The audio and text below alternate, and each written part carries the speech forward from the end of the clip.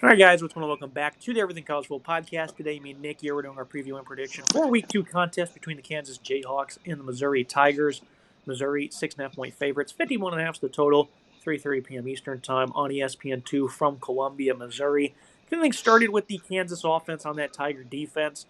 Kansas had the benefit of playing in Week 0, so we've had 2 clean games to look at this offense to see how they've molded together. They've played against Fresno State and Wagner. Certainly not the greatest of opponents, but that's still very meaningful to get, all this playing time, especially with them trying to break in new key components.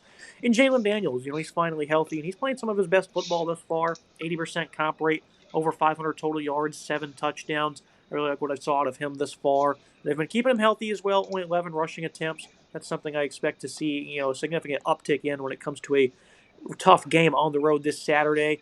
And what I really liked is that they went to the portal and they added 2 really good receivers, Emmanuel Henderson and Cam Pickett. And these guys have been incredibly versatile. Henderson, incredible athlete with very good hands. Cam Pickett, he's a versatile player. They've been kind of getting the ball to him in a variety of different ways.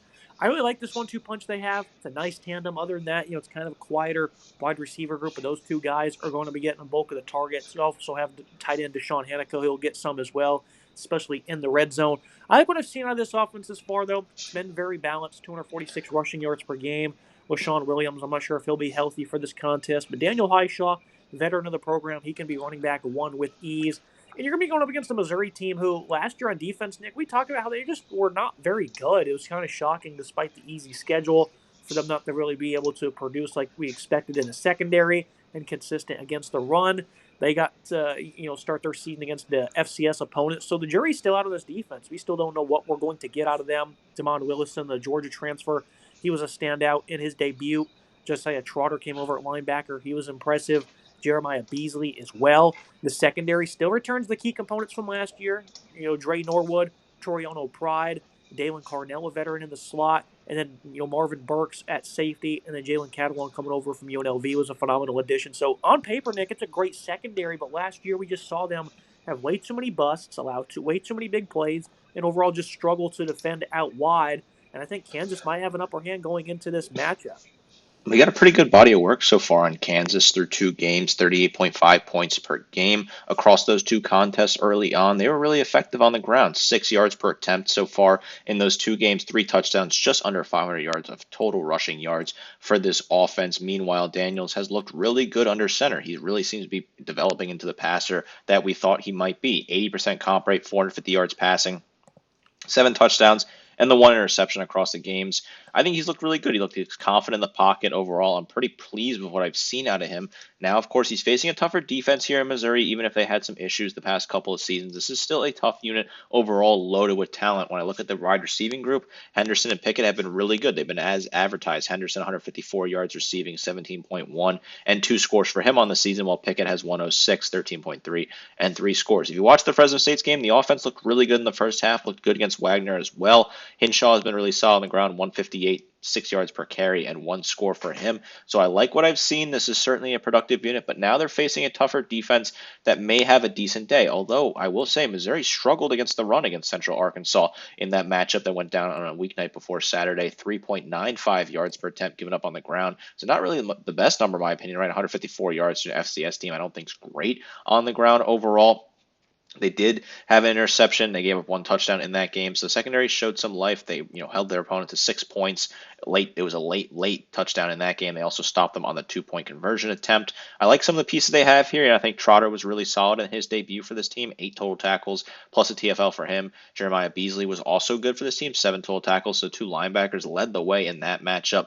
Deontay McClain, another linebacker, he had the pick 6 in that one, plus 3 total tackles for him. The only interception for the team on the season was taken back to the house. It's an intriguing matchup here, right? Can this defense stand up strong against an offense that does have some talent on the ground and through the air? How much of Daniel's legs will be used in this game? Will he be a factor at all, considering he hasn't really run the ball much this year? I'm assuming they're trying to keep him more upright, keep him in the pocket to protect him and keep him healthy. Going to keep an eye on that intriguing battle here. This is a very good offense, and this is a defense on paper that should be pretty good. We'll see who wins this test. It's a nice defensive line in terms of talent. Nate Johnson, Chris McClellan, Zion Young, Last year against the run, they got brutalized in a few games, but a couple of games they were pretty solid. Never great in any of them, but they competed and they showed competitiveness going up against a great offensive line for Kansas that doesn't get enough love. There's a lot of size, a lot of experience here. Enrique Cruz at right tackle has been a standout so far. Kobe Baines has been elite at right guard. At center, you have Bryce Foster, who's a veteran who's played in the SEC before. So I think Kansas, they're going to be kind of happy with this matchup. It's going to be very interesting to see if the Tigers have improved on defense, though, because it was definitely a less than stellar unit last year. This would be a great opportunity to go ahead and try and flex some muscle early on in the season.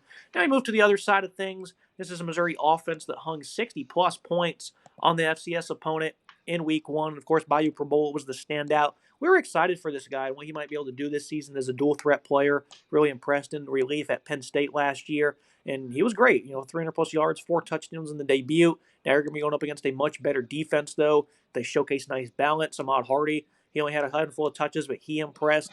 You have a wide receiver group that, I think the jury's kind of out on them as well, even though I think there's good upside. Joshua Manning, Marquise Johnson, the veterans so far were the top 2 leading receivers. Kevin Coleman's a nice player out of the slot. He ended up having the team-high 6 receptions. So you have some really good options here. Brett Norfleet, a tight end in the red zone as well. I like what Missouri has, at least in terms of talent on this offense. And I think the ability to have, quarterback run once again in their offense is going to be beneficial for them this year. Brady Cook, that was something he shined with for a couple of seasons. Last year was not very efficient or effective, though. So Probola certainly wants to try and uplift this offense with his legs. And I think it'll be fun to see how they can compete in this game as well, going up against a Kansas defense that last year they were pretty darn good, especially in the back half of the year, playing some pretty solid offenses in the Big 12, and they stonewalled pretty much all of them. The thing about Kansas is their defense also is pretty impressive when it comes to the trenches, much like their offense. DJ Withers, Justice Finkley, Tommy Dunn, those are some of the standouts up front for them. At linebacker, I was really impressed with what they did in the portal, and those guys so far have lived up to the hype. Mainly Trey Latham, he's been a tremendous run defender, been a very good tackler as well. They've been getting some other guys in there. I know they've been battling health a little bit. Bang Ali Kamari, you want to make sure, you want to check on his status as well. I like the Kansas defense, Nick. They've really played tough. The biggest issue with them is they're just replacing everybody in the secondary for what was a very sturdy unit last fall. And this is going to be a big test for them, right? Jalen Todd, Austin Alexander, the corners have been a little iffy at times this year. Jaleel Hurley, that is, when he gets on the field. Mason Ellis in the slot at the safety spot. Taylor Davis has been, a little underwhelming this year. Devin Dye, he's been great, though. He's been flat out elite. He's been playing a good bit in the box, not as much in coverage. I don't know how the secondary will do, but I think that the defensive line is probably in for a relatively strong showing. But this offense has a lot more versatility now, Nick. I think that Probola, with some upgraded weapons, it certainly gives them a lot more options. And I think Missouri also has a pretty solid offensive line led by 2 vets in Caden Green and Connor Tolson. We'll see how the other guys that they added in the portal will really live up to the hype in their first big test. What do you think of this matchup here? Because I think it's another intriguing one. Yeah, I liked what I saw in this Missouri offense in their matchup against their token opposition. I think this is an offense that is really strong, could have a very dominant day here. Perbola looked really good, right? 28 attempts, 82% comp rate, 283 through the air, and the 2 touchdowns. He also had 65 yards on the ground and 2 scores, 6.5 yards per attempt. So all good numbers there.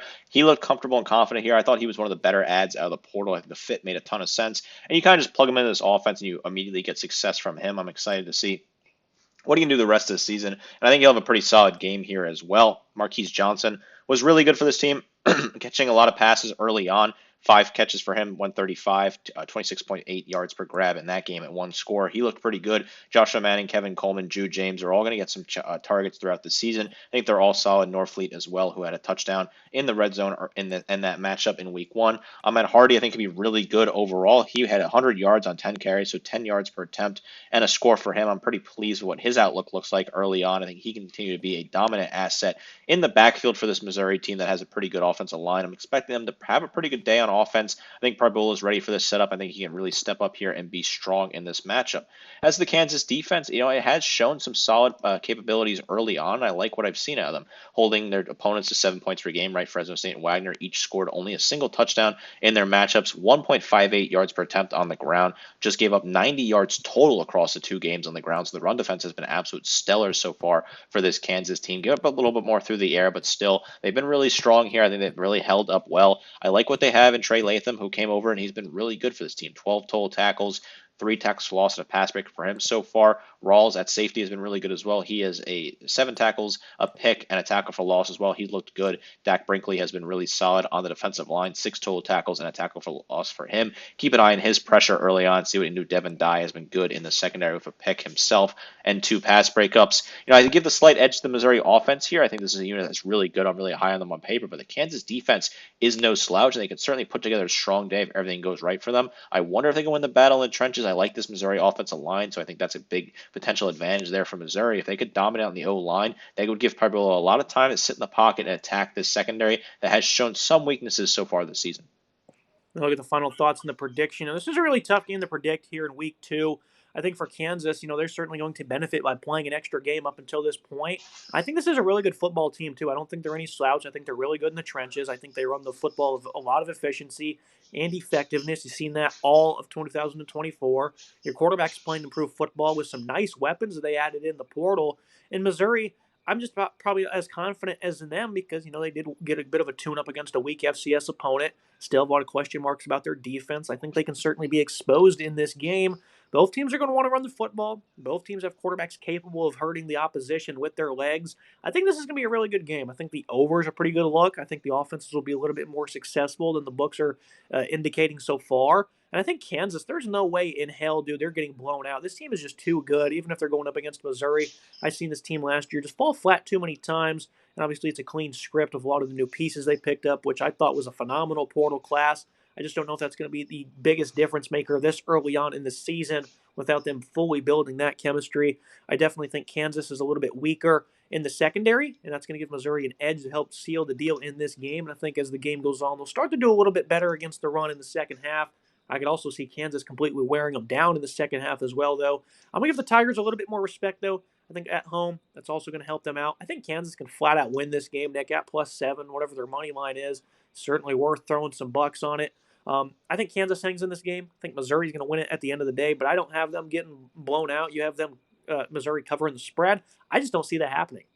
Yeah, I have Missouri covering the spread. I think they have that advantage in the passing attack. I think they have a really key advantage against the secondary for Kansas that has not been tested yet, and I'm still a little worried about. I think it'll be close. I think this will be a close game, but ultimately I have Missouri pulling away late and getting the job done to cover the spread, albeit just barely there, and getting the job done winning by 11. I think they'll score a late touchdown to pull away and put this one out of reach. This is a very intriguing matchup, a rivalry, right? These two schools hate each other. The social media discourse between these two schools this week has been really interesting. These two fan bases are going absolutely at each other over and over again, which is good to see it. There's still, a deep rivalry here, no love lost. So that's really exciting overall. I think it's a good matchup to return. I think this is two good programs that, previously they were in the same conference. They, split up as Missouri left the conference. They haven't played a whole lot since then, so it's good to have this rivalry back, a border war rivalry, which is always cool to see as well. But I just try to trust Missouri a little bit more here. I know Kansas has a better body of work so far, and they played the better team overall in playing Fresno State, the best team of the 3 teams that these 2 teams have faced off so far this season.